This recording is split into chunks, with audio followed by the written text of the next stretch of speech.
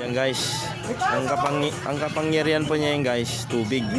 Tignan mo guys, lalabas sa bibig niya yung tubig. Ayan guys, lalabas na yan, ayan na. Oh?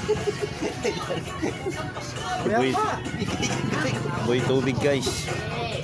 Kusang lumalabas yung tubig niya sa bibig.